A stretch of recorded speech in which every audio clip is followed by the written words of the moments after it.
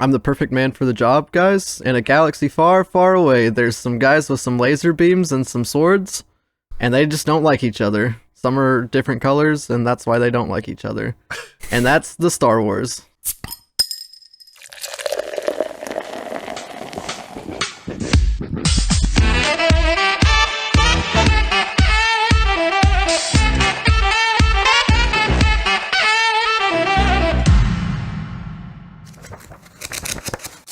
Would you guys like a button for how bad of a job I did? I thought MLK kind of solved the issue about different colors, meaning bad or good. There you go.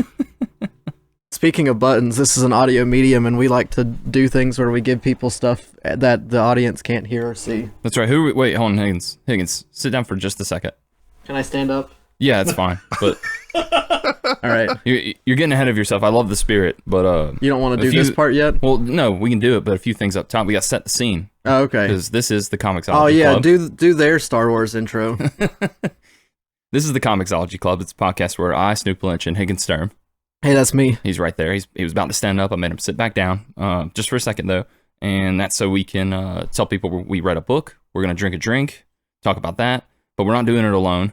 We've got two brothers here on the couch. We have first up Ethan Miller. Hi, I'm Ethan Miller.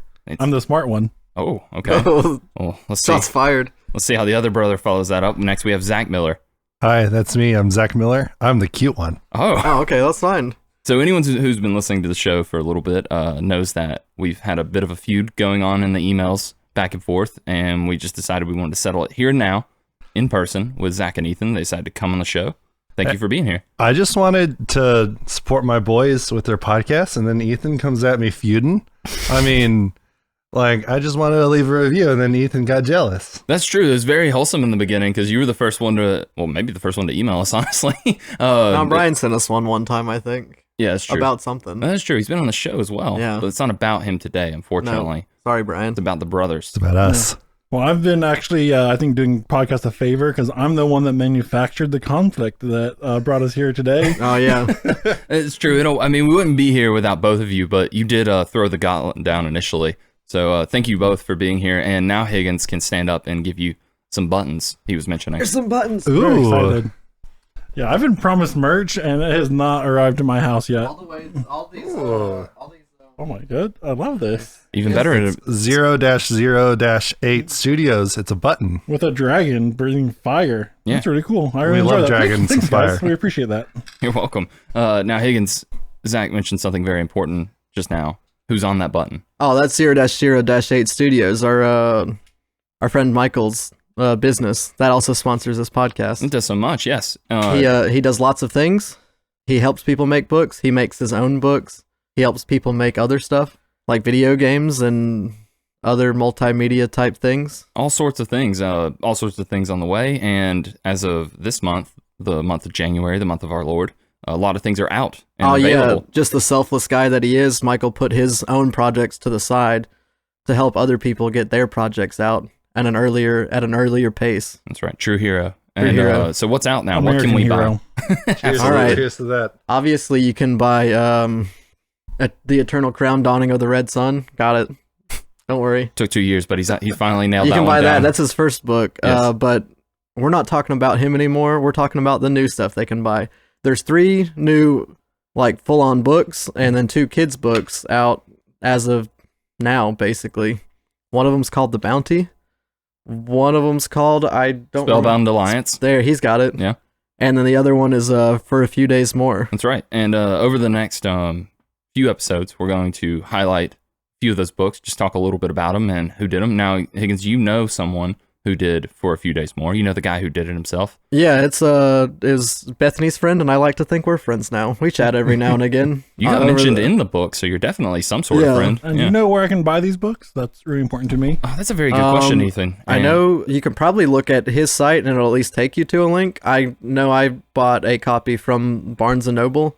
I think most of them are ordered to make kind of they're books. they're print on demand if you want a physical copy, but But if you can get wanna them on read the it- Kindle too. Yeah, so if you want to read it right now, you go on Michael's site, 0-0-8studios.com. I'm leaving a link to that in the descriptions. I don't know if anyone looks at that, but it's there if you want to look at it, and it'll take you straight to the shop, and you can buy that book. You can buy The Bounty. All of those books that Higgins mentioned are out as ebooks on the site. And then you can also work through that to get a print on demand, which is how I got his first book. So, yeah. But you guys won't have to worry about that because behind door number 2. Good. Oh. Oh, they're hiding stuff around the studio here. Free books. Oh. I love this. This is great for audio only. And then there's Higgins is handing out things. you have to fight between that one, but All right, we'll battle it out in person after this. Yeah, Thank you so much. Of course, yes. So we handed out some books. You each get a copy of Michael's book, signed by Michael and a couple of boys from the podcast. The only boys of the podcast, me and Higgins, and the other books. And Higgins has come up with a game that we can either do now or do later. Do you remember? Oh yeah. The just the easy thing. The thing you mentioned that we talked about. Okay, that's cool. And also I'm good someone with else that. has walked in the room. Hi. Hey Olivia, Hi, Olivia. Doxter. Hi. All right, shouts out to Olivia. That's done. Check that off the list. So y'all get those. I mean, you can figure out who wants one or the other, but we wanted to settle the feud once and for all. Higgins came with a great idea. All right, so you guys know that this is an audio medium, so we're going to play rock paper scissors, but instead of doing the rock paper scissors with your hands, Which no one will see. you're going to say rock paper scissors, and then you say the one that you want to pick out loud. Yes.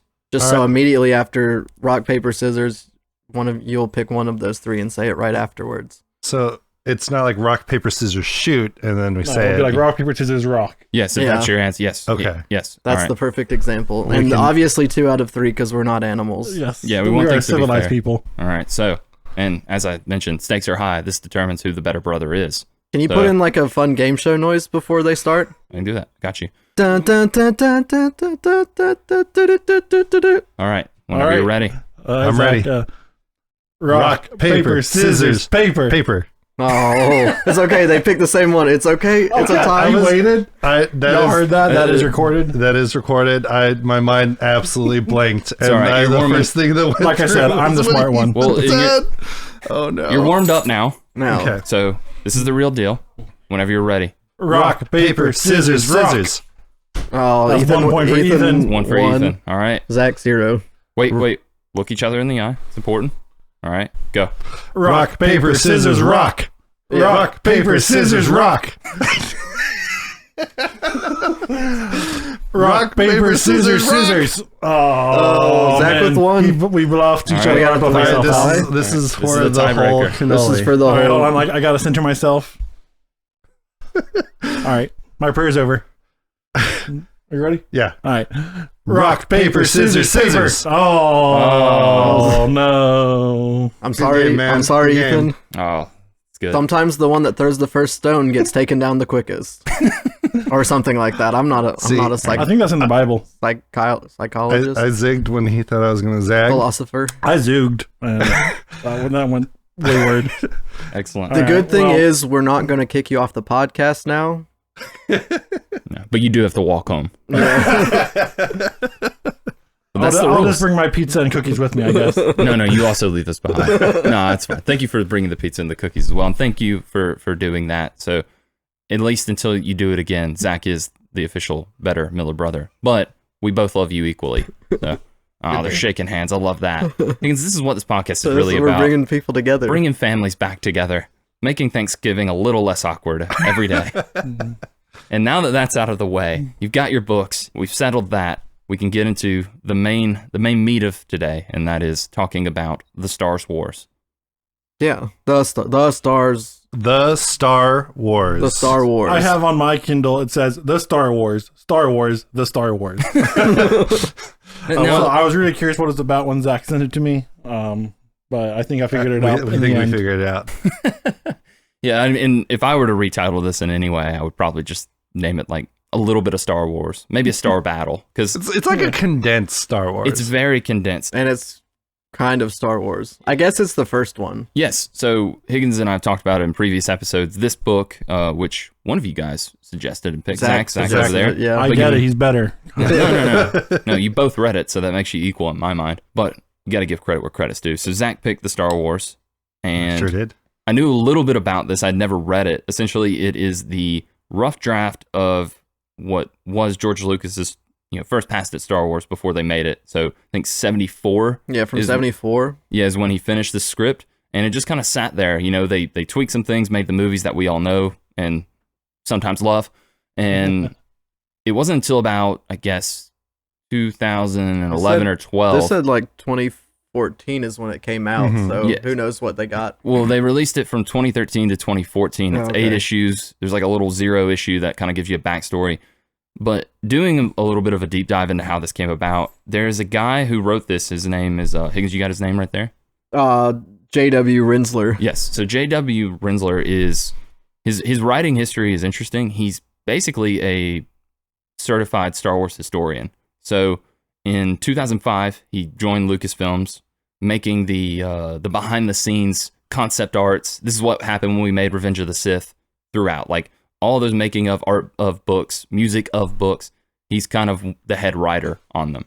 By doing that, by going through all the old concept art, all the old scripts, he found this and he wanted to do something with it. So he approached George Lucas and he's like, hey, let's turn this into something.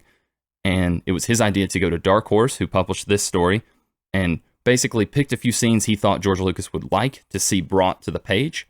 And that's in the 0 issue. You can see those panels. That's what they pitched to George Lucas, and he went, okay. And that's the only reason we have this.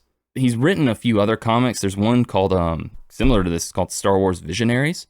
Have you guys ever heard of that? I can't say I have, no. So that is essentially a 3-part series of what if they were slightly different, and what would that lead into?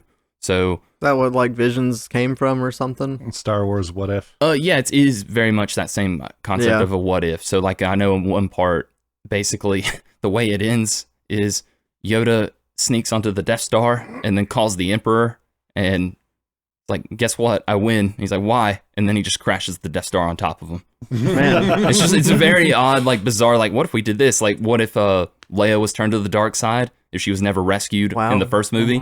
So it's that sounds like a real cool concept. Yeah, it's very much like this, where it's like a lot of the stuff is the same, but let's tweak it a little bit, and how does that change your experience with it? And I think for me, for the most part with this, I found it very, very fun. I'm glad also that this isn't what we got in, the original movie. Very glad it is. Ugh. I don't know if it's a confusing story just because I know another story with most of these characters that are also a little different.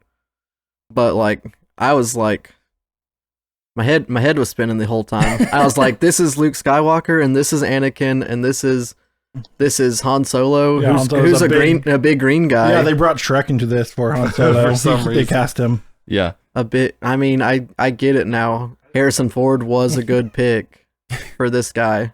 Yeah.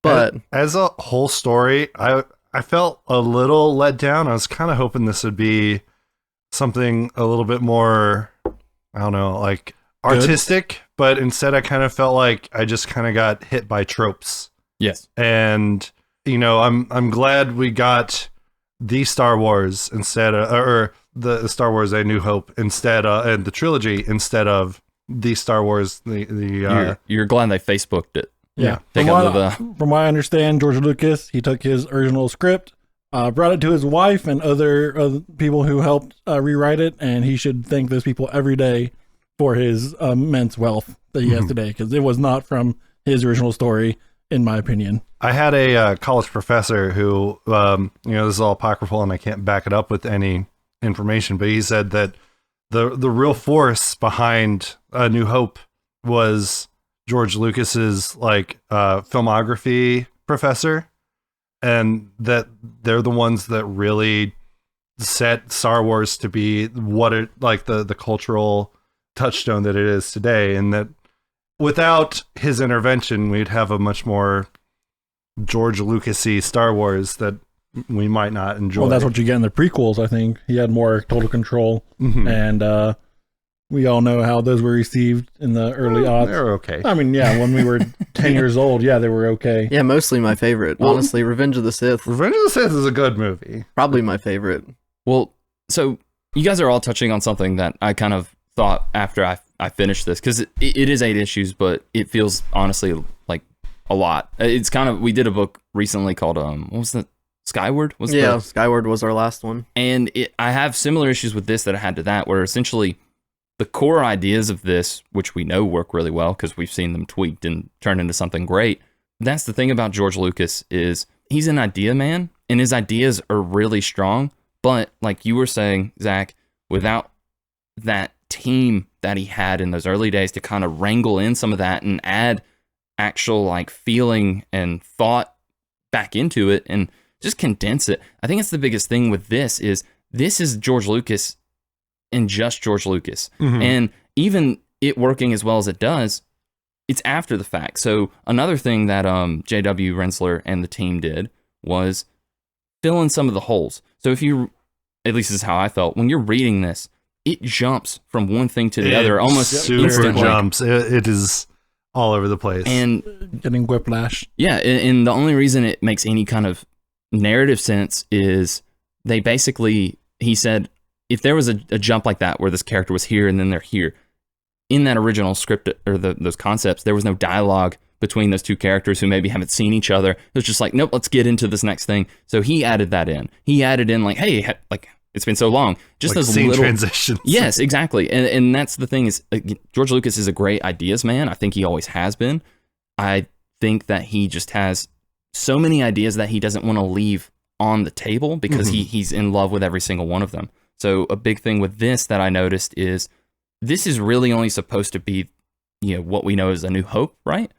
All the way to the Return of the Jedi, because we have, spoiling the fight with the Wookiees and the.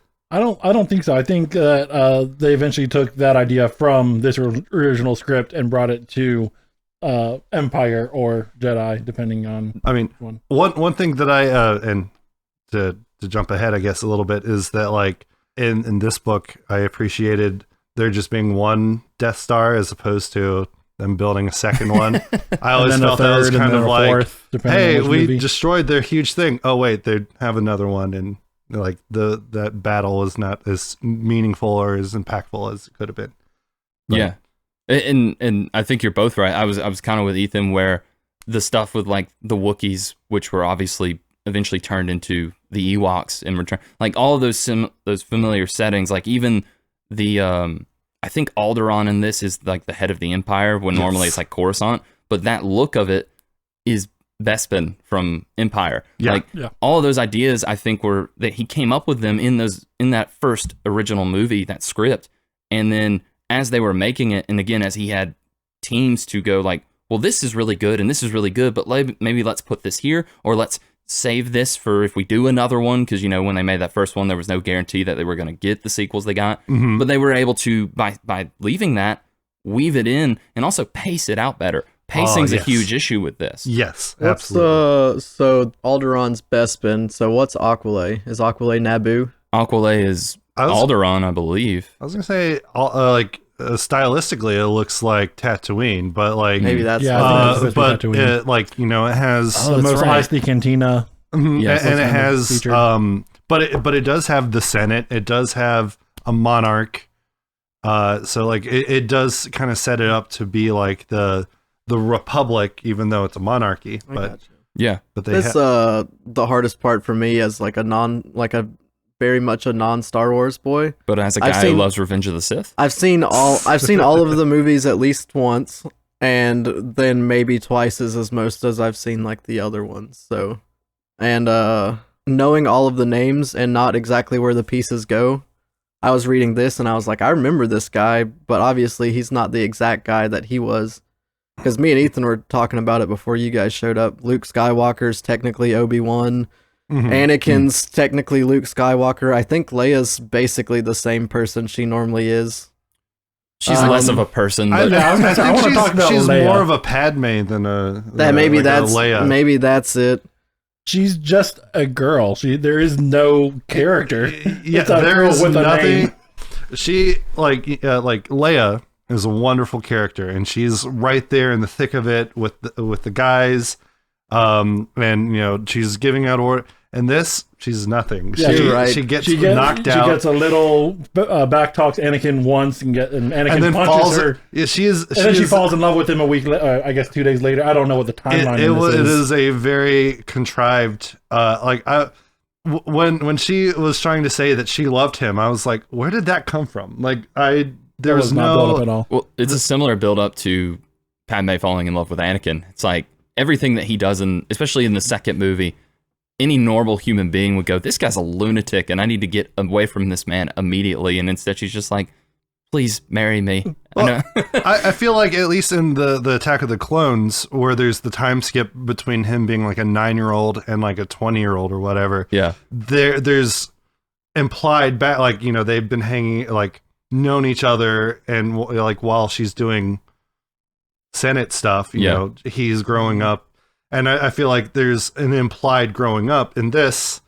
It was like there's a battle, and then she's like, "I love you," and I'm like, "Huh?" It's one of those ones where like the person almost dies, and that's like, maybe I love this guy that saved me. Maybe Maybe I do. I don't know. George maybe just doesn't understand women, and we should thank his wife, I would assume, for making Leia into a real character. Well, I think, I don't remember her name. It was at the time when they made the first movie, she was the editor on A New Hope, and she's credited for basically turning that movie into something watchable. And again, like, George Lucas deserves the credit he gets because this is his idea, but this comic shows his failings as a creator, and I think his biggest thing is writing dialogue. I mean, that's what kind of the general consensus is. There's always that quote, it's either Harrison Ford or Carrie Fisher, they're like, you can write this stuff, but you can't say it out loud or something. And there's some of the iconic lines that are still in this, but again, how characters interact with each other, that scene between this version of Leia and Anakin Starkiller, I think is his name, who's basically Luke. Sometimes I feel like they just talk past each other and talk to the fourth wall rather than the character they're supposed to be interacting with. And it's like they make decisions like later. It's like they make decisions after the conversation happens. My favorite is where she tells him like, I love you, and then he basically just tells her to shut up. We're doing something right now. But then there's like maybe not even 10 minutes later where his captain / teammate walks in. He's like, hey, what's up? Where's Leia? And he's like, I don't know. I think she's over there. And he's like, I've got to go tell her I love her. I'm like, Yeah, that was on. pretty quick. You could have done that 10 minutes ago. Like, what's happening? No one thinks about anything in this, and no one's interactions feel genuine to me, especially when you think about the setup for Anakin becoming this version of Luke Skywalker's apprentice and master. Mm-hmm. What teaching is happening in any of this? It's just him yelling at him for like being a fuck up, and then when he leaves the room, he's like, he's great actually. Mm-hmm. It's very odd. Was anyone else surprised with like the Force not really being used? Like I think I only saw one time where like a invisible Force is used to like do something.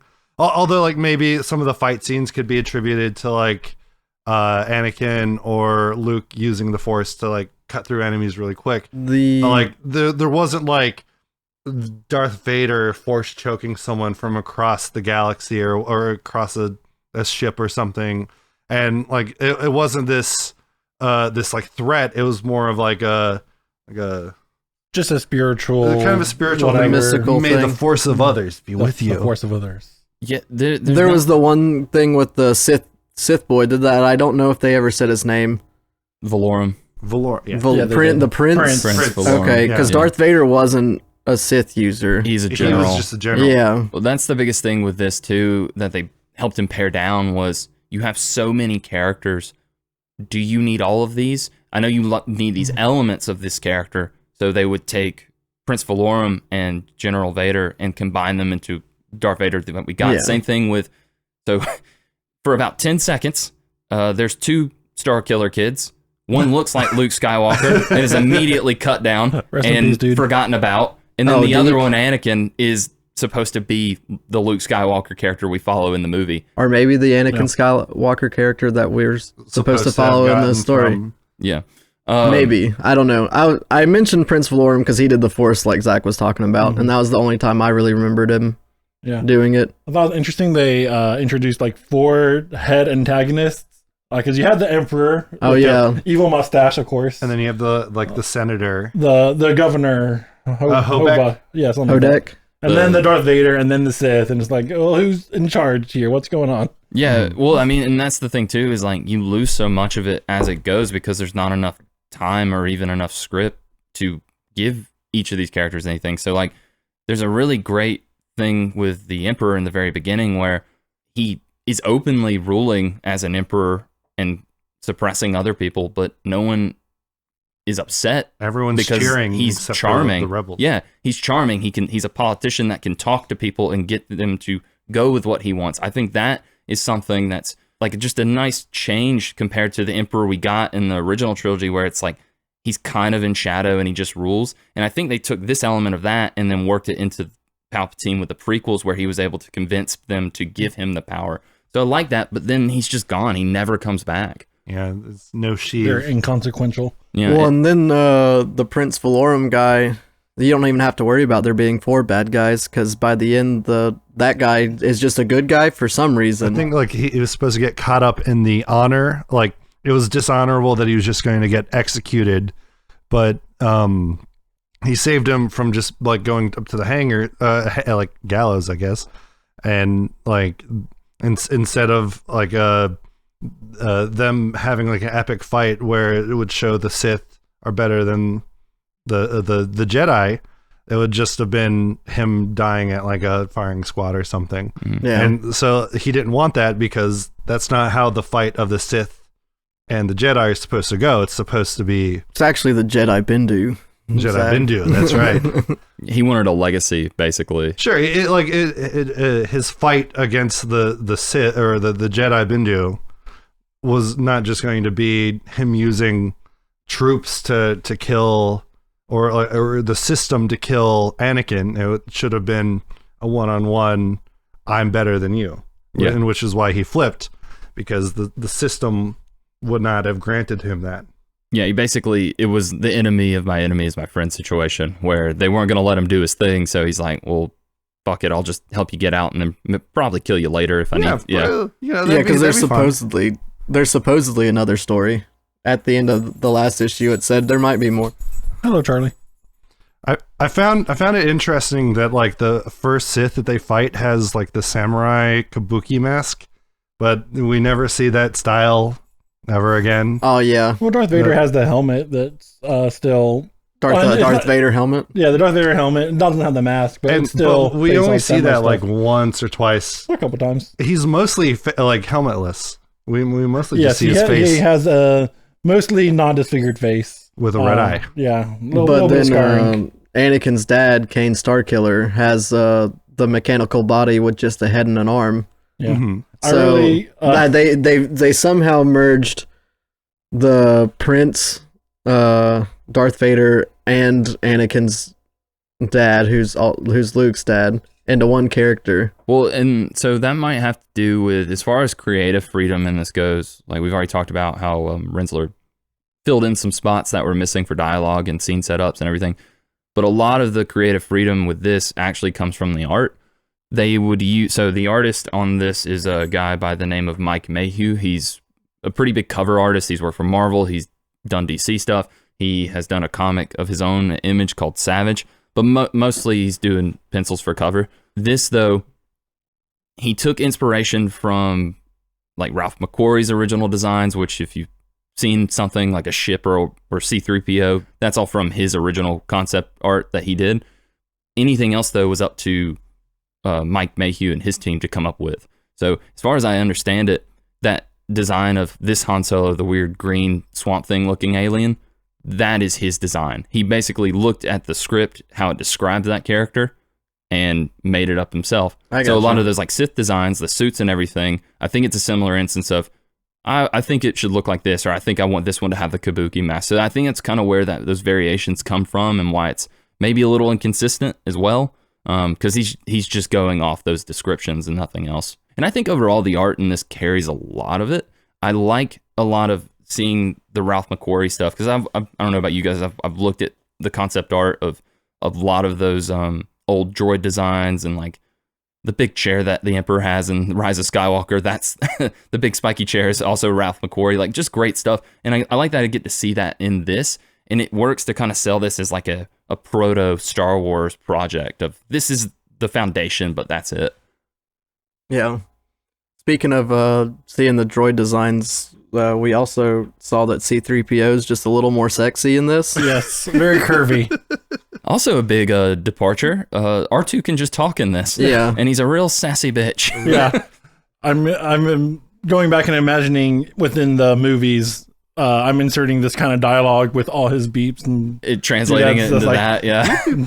That's kind of how they like respond to him, so that makes sense. Yeah, he's a sassy bitch in the movies too, but it is funny to see like, oh, this is actually what like they're hearing is this. So Hey, I old would buddy. get it. Yeah.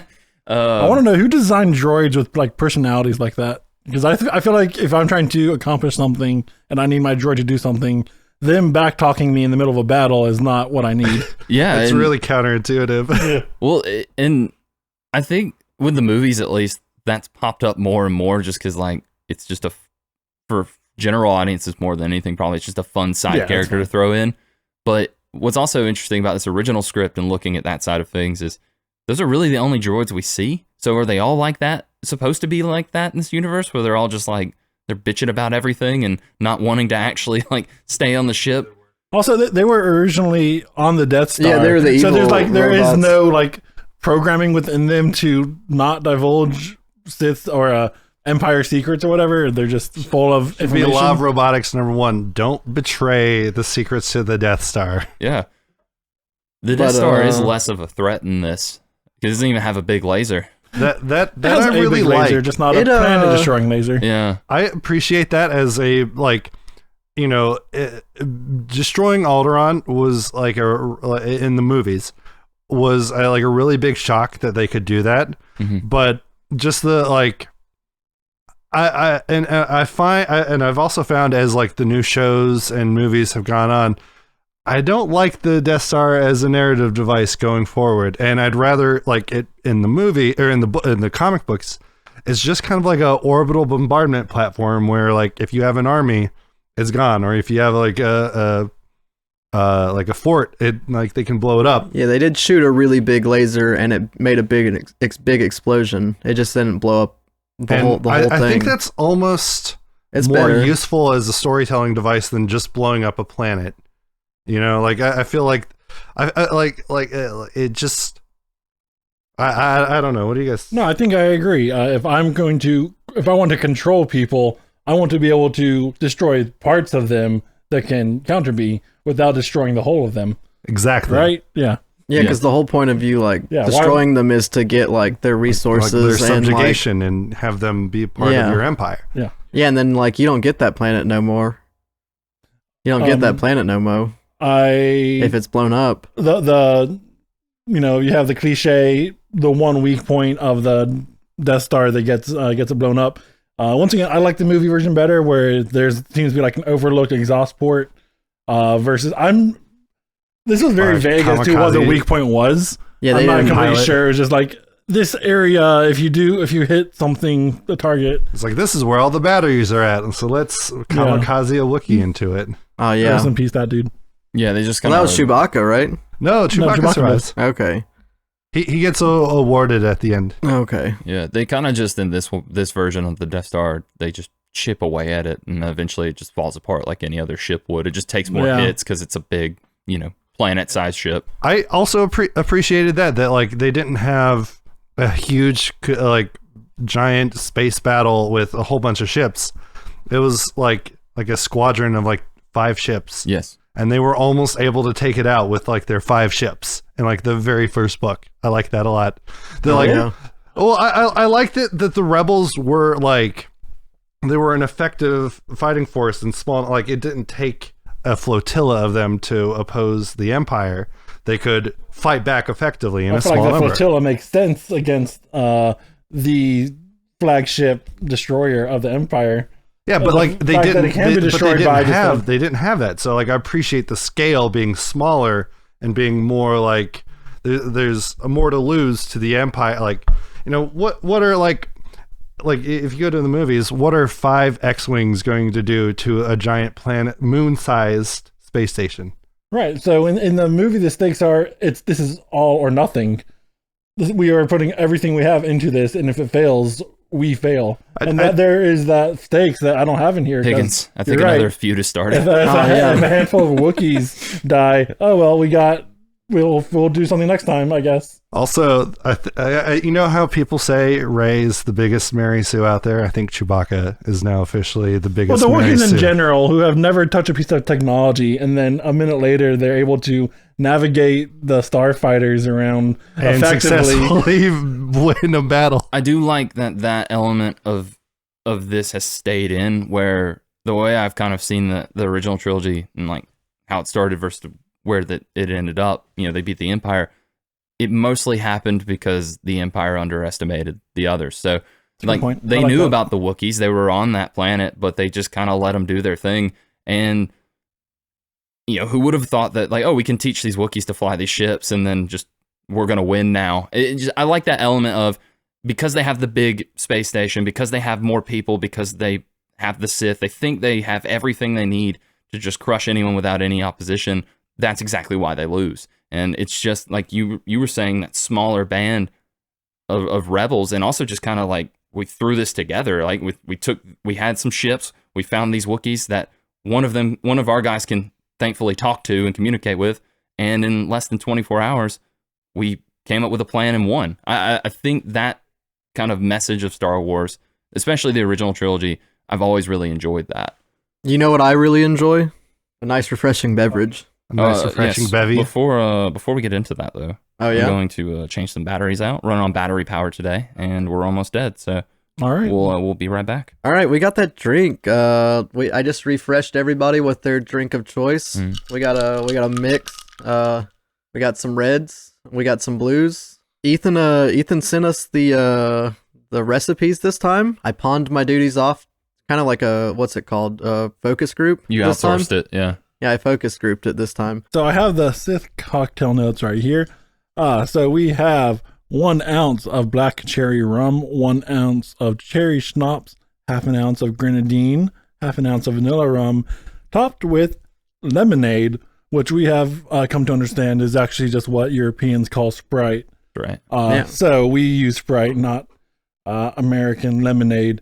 And it's pretty red. Yeah, so that makes the Sith cocktail. Kind of like a red lightsaber, almost. Not quite as red.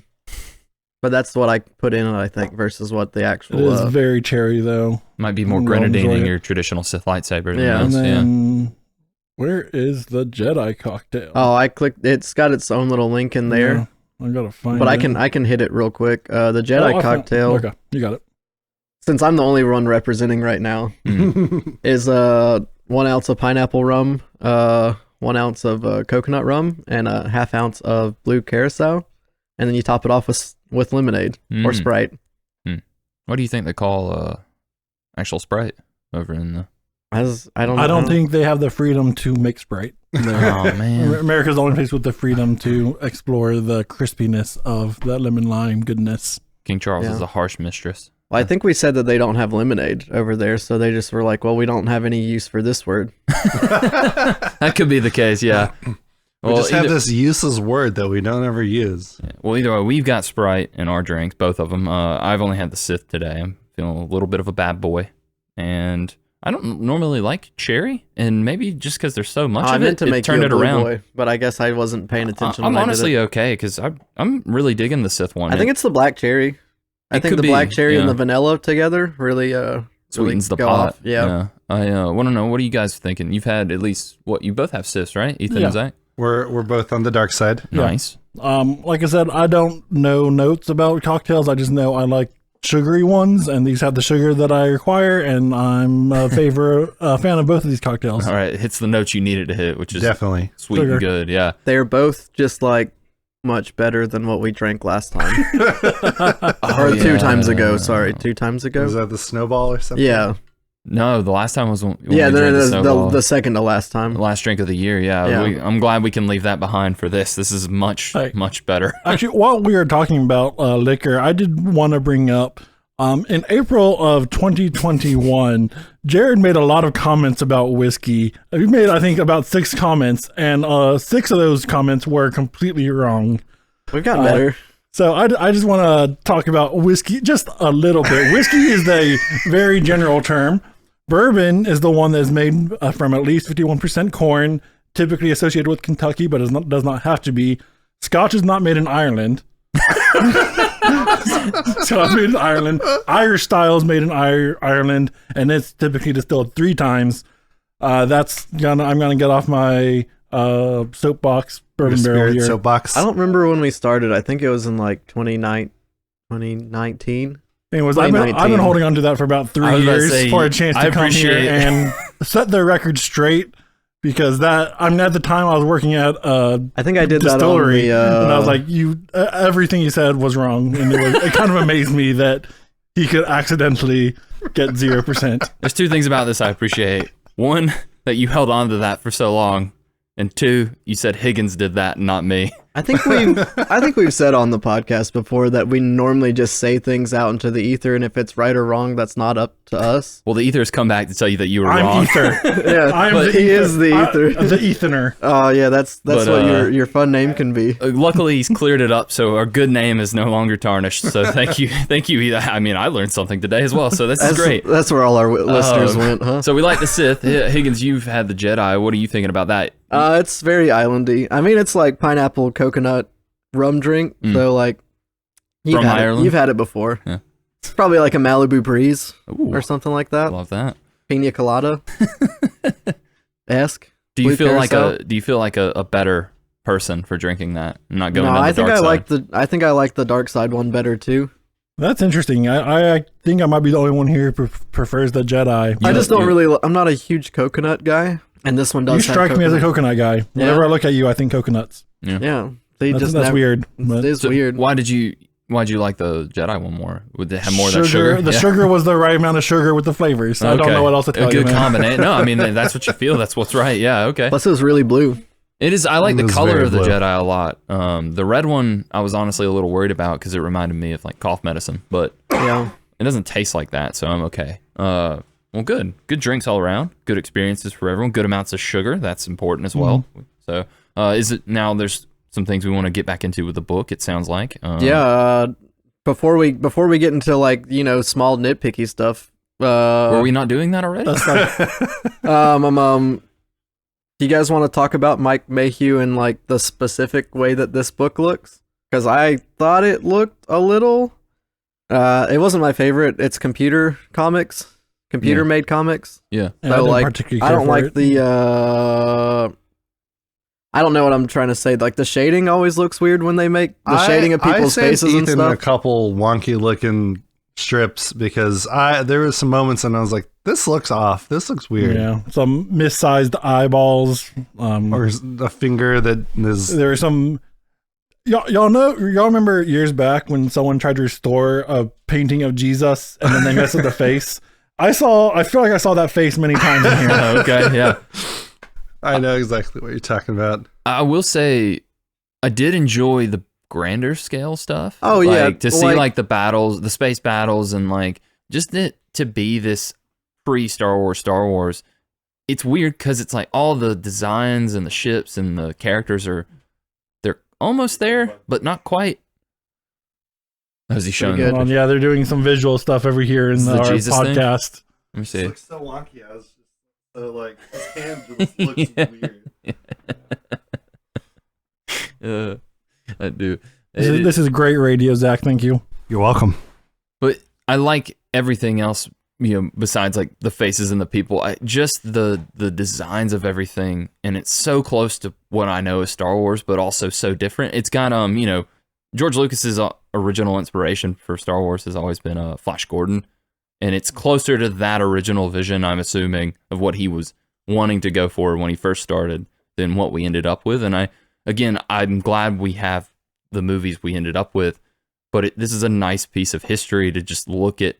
What did George Lucas see for this? What did he envision? And I think this is really close to that. I mean, I think all the pictures looked fine to me. As just the certain like kind of like texture you get on like faces and stuff when it's like computer generated almost. You lose a little bit. It kind of looks yeah. like Some of it looked like AI generated stuff. Die Volume A little 1 bit, and yeah. 2.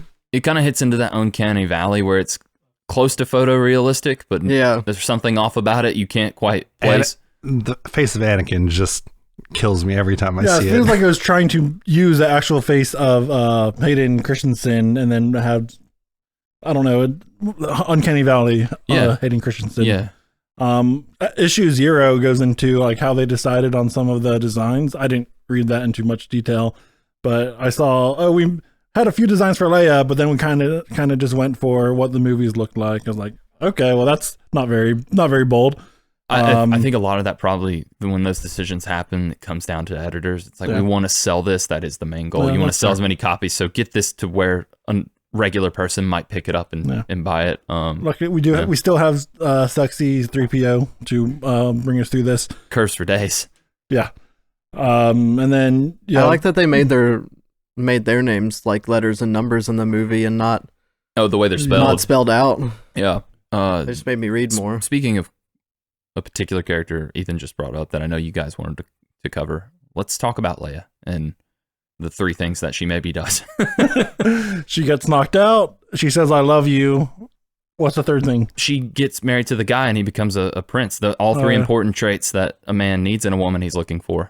Oh yeah, she gets kidnapped too, I think. Oh yeah, 4 important traits. Yeah. Just not No agency, much going on. No real personality. She's just kind of the damsel in distress. Bummed on me nature. out so much.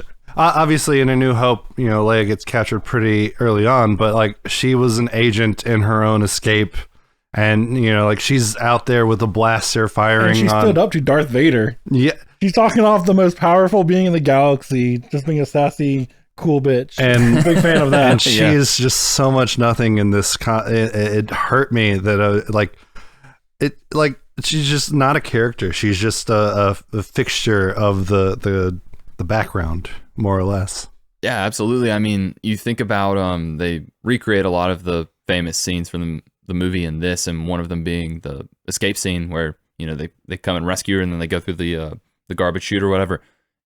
When that happens, like the second that they open that door, Carrie Fisher's portrayal of that character is just, again, like you said, someone with agency. Is just like, I don't need you. I'm getting out with or without you. Like, I'm going. And in this, she's a love interest. It's just like, oh my God, you're finally here to rescue me. This man that I've known for a day who I fell in love with. And, then they kiss at the end when the Death Star blows up. It's a completely Well, that was a different pretty vibe. good. That scene was worth it, right? To see them kiss with the Death Star blowing Yeah. up. I mean, that's good art. I want the same thing to happen at my wedding. So if you could work on that, that'd be The great. Death Star? Yeah. I'll just- work on it. Yeah, thank you. What's your budget? Higgins, how much money do you have? Is it somewhere north of 50 trillion? Because then I can do it A for few you. dollars at least. I'm okay with budget Photoshop. So like if you're okay with like a Photoshop, I mean, if we can get like a Death Star shaped pinata and you guys just hit it when I kiss my bride, if that's something we can do, I think that fits within Higgins' original budget. I can get a pinata. Yeah, I mean, you have to pay Ethan and Zach both $100,000 to be there, but Okay. Well, I've got time. Well, they are hitting it. I'll help you with the paper mache. Speaking of, when are we getting our checks for our appearance today? That is Also, royalties. We paid Is you- this yeah, like we paid you 17 in cent an episode stuff. listen or Yeah, like- absolutely. I mean, all that's dealt with after the episode. Okay, You'll just have to talk okay. to. Sorry, You'll just have sorry. to talk to the dog and the Got- cat. got They're the that. one who handle. They're our accountants. I know it's gauche to talk about it, but we just I got bills curious. to pay, It's important to get it on record, so we're held liable to that. So you're doing the right thing for you, and I respect it.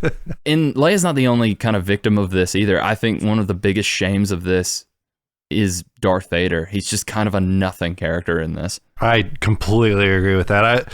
He was there because in the movie because he's literally Luke's father. In this, he's nothing. Why even have Darth Vader like with its homonym like father, like dark father? He's not even that in this. He's nothing. I didn't even think about that element of his name factoring into this. Yeah. I think that is actually just a coincidence. I think it's supposed to sound like invade, and then it just happened to mean like father in Dutch. I do not think that was intentional on George's part, because in A New Hope, George had not established that Darth Vader was Luke's father, and I don't think that was even in the works because they had no idea they were getting sequels. Yeah, I think the original idea was the story that Ben Kenobi tells him in the hut, right? It was like, Darth Vader killed your father. I think that was an actual, like, that was kind of how it was going to go. And then it wasn't until later that, again, having that time to pace it out and think more on those ideas. Let's make him the father. And then eventually into Luke and Leia are siblings. Like, those things were built up over time because with Return of the Jedi, George Lucas wanted to introduce a new character as Luke's sister. And they were like, maybe just make it this person that's already that Luke already made out with. That'll be okay. Yeah, that'd be fine. I mean, they kissed once. We can get past that. Yeah. I consider myself kind of a medium Star Wars nerd, so I think I know some of these things. I have some friends who I hope are listening who are way into it, who might be yelling at me about the things I'm getting wrong. This could be your bourbon and whiskey. Yeah, that's what I was gonna say. Yeah, so maybe I'll invite them on me. Be sure you email into the pod so that they can let Ethan know. Yeah. Oh yeah. And then we'll have a new feud to fuel our listeners' appetites. I love that. They can do that. Higgins, where can they do that at? Where can they email us? Oh, they can email at 0-0-8 studios at I did it backwards. Sorry. Sorry, you've already had a drinking. You said the Comixology Club at 0-0-8 studios.com. That's right. So if you've got a bone to pick with Ethan about his Star Wars knowledge or lack thereof, you can do it there. That's right. We're just not even going to mention my complete and utter lack of Star Wars knowledge. No, we don't have to. It's pretty obvious, I think. You can hear it on the microphone when you're not talking. You've got more Star Wars knowledge than you give yourself credit for, though. Yeah. And I've been meaning to ask you that, actually. So out of the four of us here, you're probably like the person that cares least about Star Wars. Yeah. So what do you get out of this? Because for me, and I imagine for Zach and Ethan very similarly, you're like, oh, this is cool. I know this thing and I know this thing and but I thought I knew that thing, but then like half the time I was just like, the thing that I knew was something completely different from what they said. Yeah. So I just had to I had to figure out a lot of stuff while I was reading. Did you enjoy it though? Oh yeah, I had as much fun as I do when I take anything Star Wars in. Yeah, just very surface level. Like I like this part. This laser sword's cool. It was a pretty fun space action adventure. Yeah. Do you? And I mean, it went pretty breezy. The only other part that like got me a little confused is like, I wish they would have just said places. Like half the time they're like, we need you to be at point 043012 at 03000 or something like that, and I'm like, I know one of these is a time and one of these is a place, but I can't peg it. I don't know what to put on my maps. Yeah, I think George just threw stuff on a page and hoped I would either make sense or everyone else would just kind of accept it without a second thought. Everything's on a 24-hour clock all across the galaxy, and everyone uses the exact same time, regardless of where they are. Yeah, watches are always synchronized all the time. They sure are. Universal time. Yeah, but I liked it. I think no gripes. 10 stars. I don't know if I give it that many stars. Wars. Depends on how many out of 10 stars. stars. I'm giving it. 10 stars wars. 10 stars out of wars. Yeah. I liked it too. I think I liked it as much as I did because it's just a fun little piece of history to kind of just see, like knowing what I'm above slightly casual Star Wars fan. I would consider myself like I know more than your average person, but not enough to be like a hardcore fan. Yeah, Dylan really needs to listen to this episode, huh? Yeah, he might have already read this 10 times. Yeah. I have no idea. But I like seeing the elements of what we ended up getting because that core stuff is what I fell in love with as a kid watching those movies. I'm like, yeah, like this kind of archetype of a character is great for, That's what attracted me to wanting to do this because I've heard about it and I just was looking for something like a hidden inner truth of it that like maybe got missed in like the editorial process. Mm-hmm. I was like, well, let's see if there's something more there. And there's like there are definitely things there, but nothing that I really found super substantial. It was definitely fun, but yeah. I imagine if you gave this treatment to any other property, like the Marvel movies, if you took those original scripts and did something similar, like you would have a lot of the same problems, but also a lot of the same kind of like, oh, that's fun, and I recognize this. So I think this is just a cool little experiment to add to the lore of Star Wars. Yeah, I'm cool with it. Do you want to give it an official review? Well, Ethan, like he was about to say something. I was sorry, say, Ethan. As a connoisseur of Star Wars properties, it is cool to see where that stems from, and the loins from which it sprouted to make it a little gross. But as a standalone comic, just in its own right, I was not super impressed.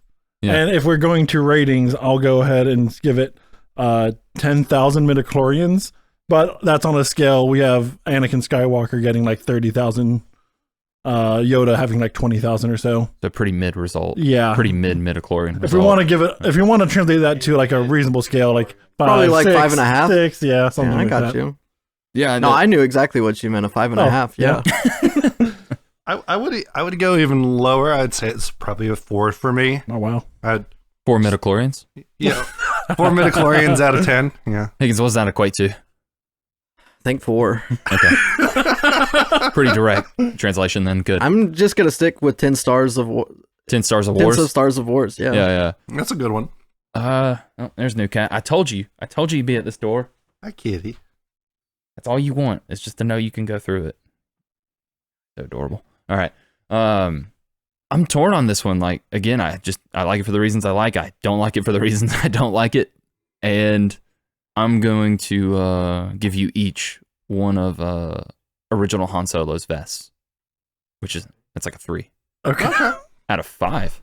Oh, okay. 3 out of 5. Yeah. So somewhere in the middle. 2.5. 2.5. I'm going to take half of the vest from each of you. So you each get 1 half. You can choose which left or right. So, but that's kind of where I'm at with it.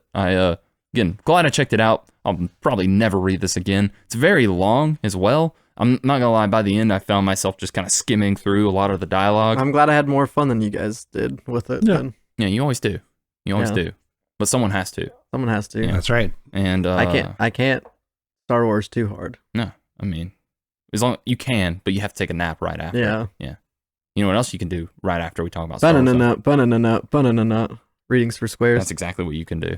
Yeah. And this is a segment where we talk about stuff that isn't books. That's right. Get them out of here. Because we're not lame. No, we're not nerds. Movies, TV shows, video games, mobile games, podcasts, AR experiences. Anyone done anything like that? Have you done anything in your real life that was really cool? I think I reviewed a concert one time. Yeah. Well, Zach got married last year. We can review that. What do you think? How many stars?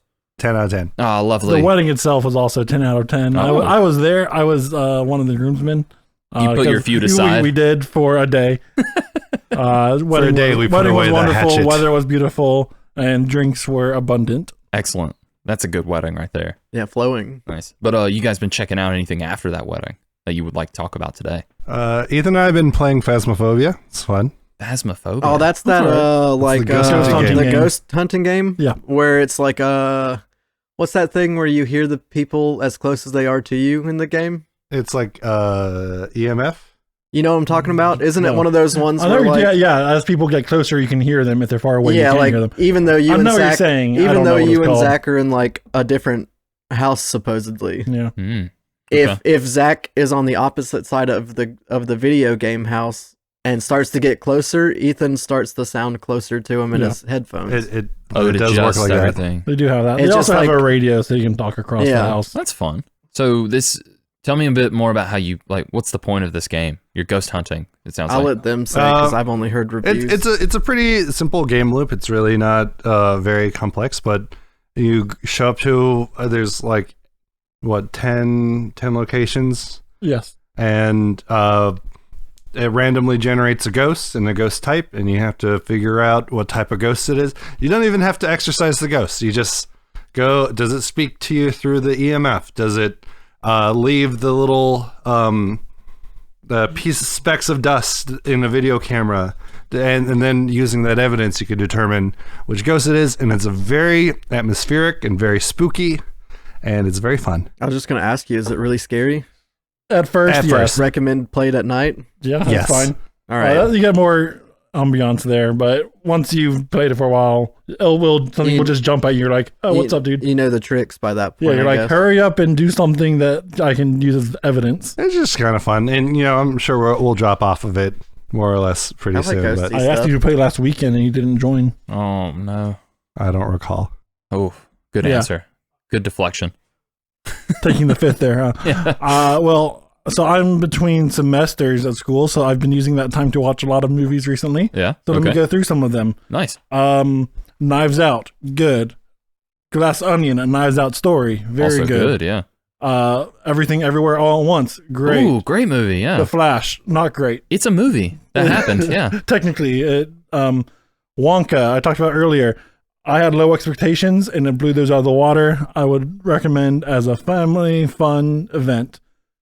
I think that's all my movies I can think of off the bat.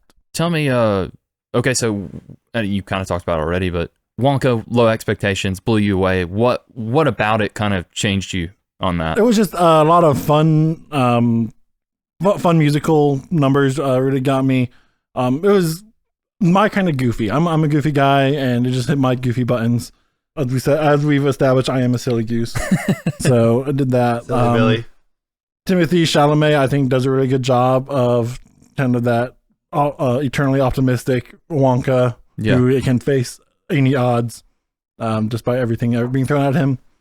Does it this world of Wonka, because it's the Willy Wonka prequel, how he Wonkaed, does it have that same weird kind of undertone of darkness that original movie movie does? does? No. Okay. There's not children murder in this, or implied or otherwise, or like torturing of children, yes. But so it's more of that kind of it's anti-monopoly and establishment and police, so that's kind of cool. Yeah. I want to check it out. And I told you this earlier, the only reason I want to see it is because it's the guy who made those Paddington movies, and he apparently just makes nothing but excellent films. Fingers. Things you want to talk about something you've been doing? Yeah, I'm trying to think. I've been still watching Suits. We're a good ways through that. I actually just started that, and then I lost interest in season 3. I'm like, okay, I get it. Yeah, but then he goes to jail at one point, which he was in jail recently. Spoilers. But like he's doing illegal stuff, so jail makes sense. I talked about that. I know something that these guys like. I listened to the first episode of the new season of The Adventure Zone. Big fan. This one's called The Adventure Zone versus Dracula.